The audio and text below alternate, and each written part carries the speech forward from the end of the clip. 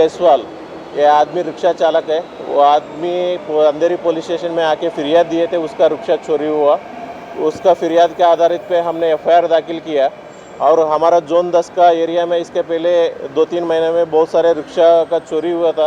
ये सारे रिक्शा का चोरी का मामला में हम तपास कर रहे थे। डिटेक्शन ऑफिसर पगार और उसका पूरा टीम इसमें अभ्यास किए थे। ये अभ्यास में ये समझ में आया कि पहले रात में चोरी करते और 4-5 किलोमीटर लेके जाके वो रिक्शा कहीं पे साइड में, रोड का साइड में लगाते। फिर 2-4 दिन के बाद आके वो रिक्शा सुबह का डे टाइम में लेके जाते उसको गोडाउन पे। ऐसा उसका मोड़ा समझ में आया। फिर ये ट्रेस किया, दिंडोशी में रियान स्कूल में ये इसका जो चोरी हुआ रिक्शा वहाँ पे रखे थे और वहाँ पे हमारा डिटेक्शन स्टाफ पूरा 24 घंटे वहीं पे खड़ा होकर उनके लिए इंतज़ार कर रहा था। 16 तारीख सुबह वो आदमी आया था। आरोपी का नाम है मुमतियाज़ इकबाल शेख।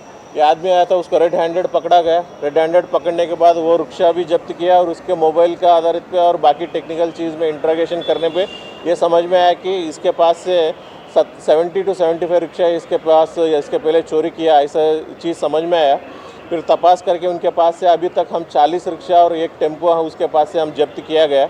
एक बार चोरी करने के बाद उसका वसई में एक गोडाउन उसके पास है। गोडाउन में लेके जाने के बाद उसका पूरा number plate, engine number, chassis number ये सारे बदल देते और नया नंबर लगाते।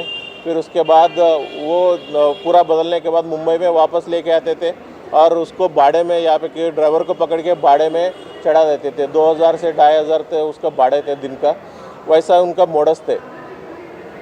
रिकवर किया सारे मुद्देमाल का कीमत अंदाज 80 लाख है।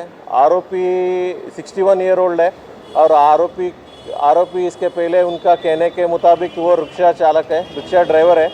फिर उसका एक्चुअली कुछ क्रिमिनल हिस्ट्री है क्या, ये अभी तक कुछ क्रिमिनल हिस्ट्री सामने नहीं आया है और अधिक और भी तपास चालू है और कुछ पता होगा तो आपको बता दूँगा।